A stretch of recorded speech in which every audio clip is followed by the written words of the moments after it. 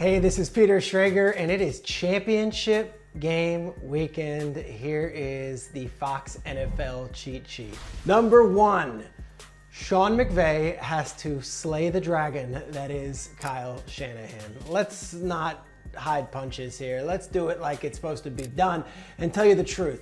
McVay has lost 6 straight games to Kyle Shanahan, someone he worked under in Washington, someone he's known for nearly 20 years, and someone that he greatly respects but also would love to beat. He's home, he's got the healthier team, he's got the higher seed, he's got the division title, but can he beat Kyle Shanahan?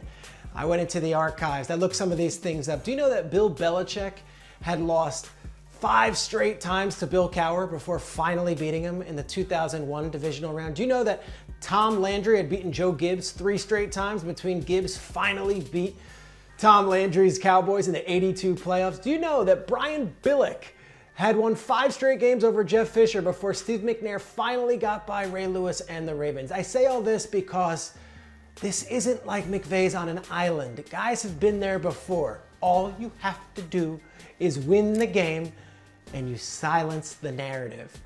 I know both coaches are working right now and they're putting together their game plans, but don't get it twisted. There is a psychological piece to this. And if McVay wants to finally put this to bed, to end the narrative of all narratives that he can't beat Kyle Shanahan, what greater stage would it be than in the NFC Championship game on Sunday? Number 2. How about this for Matthew Stafford? So many haters, so many doubters, so many critics, and you could feel the doubt seeping in from everywhere. They're up 27-3 against Tampa Bay, and then Tom Brady's looming, and weird things start happening. Cooper Kupp never fumbles, he fumbles. Cam Akers never fumbles, fumbles twice. The snap from Brian Allen goes way over Stafford's head, and then it just starts falling apart. Mike Evans just burns Jalen Ramsey.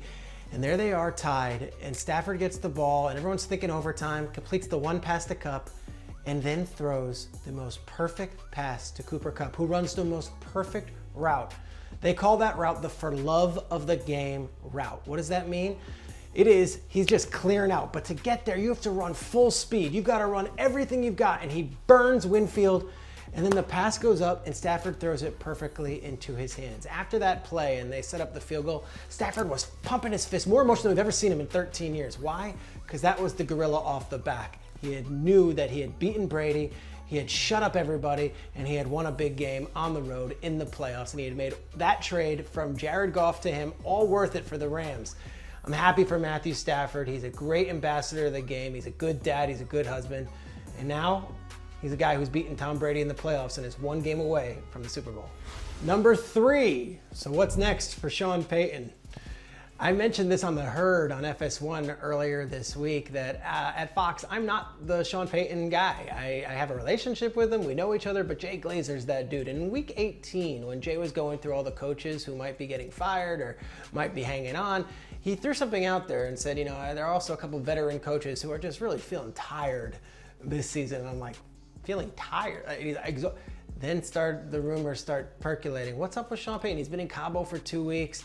And then Gail Benson came out, the owner, and she basically was pretty much like, I don't know what Sean's future is on Monday. And that's when I knew like, something's up, and he steps away from the game. Payton's exhausted. That's the truth of it. He's exhausted. It's been a brutal last 12 months, maybe even going back to the pandemic, 24 months for Sean Payton, considering all that dude's been through. A, contracting the coronavirus himself, and then B, his team. You know, remember last year, he was the one who put them in a team hotel throughout training camp to quarantine everybody. This year, of course, they're having these incredible wins with backup quarterbacks, and they get to the Monday night game against Miami, and the entire team is just ravaged with COVID, and he's got to start Ian Book, a rookie who wasn't ready for the moment.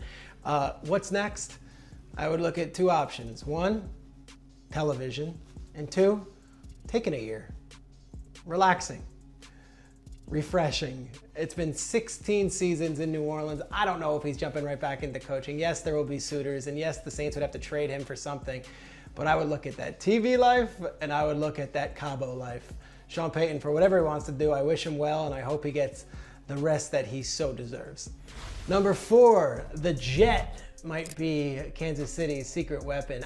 I love Jerick McKinnon's story. Just to refresh you, Minnesota Vikings 2017 team with Case Keenum and the Minneapolis Miracle. It was Latavius Murray, and then it was this really lightning fast running back, Jerick McKinnon. He hits free agency after that season, signs with the 49ers for a huge deal, $9 million a season.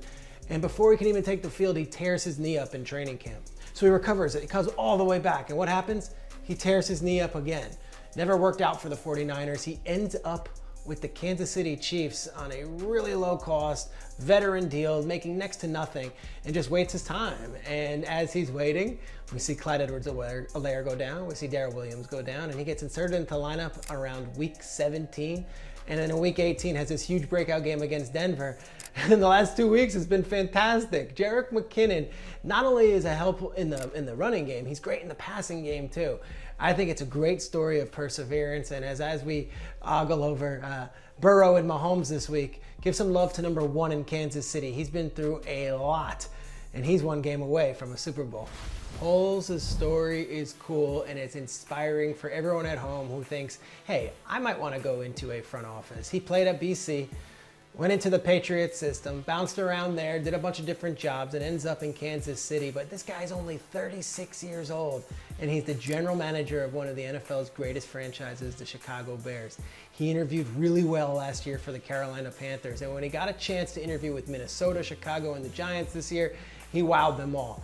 He's great with personnel in the college game, he's great with personnel in the pro game, and he's had some experience doing the salary cap. I cannot wait to see what Ryan Poles does with the Chicago Bears. But if you're someone who's coming out of college or is in your late 20s, early 30s, and you're looking, hey, is there a chance? This guy's 36 years old, he paid his dues, and now he's the GM of the Chicago Bears. It's possible, I'd love to see it, and let's see how he can do in rebuilding one of the NFL's best franchises. And that'll do it, the Fox NFL cheat sheet for championship game weekend. We had 4 awesome ones in the divisional round. Buckle up, we should have 2 more great ones on Sunday.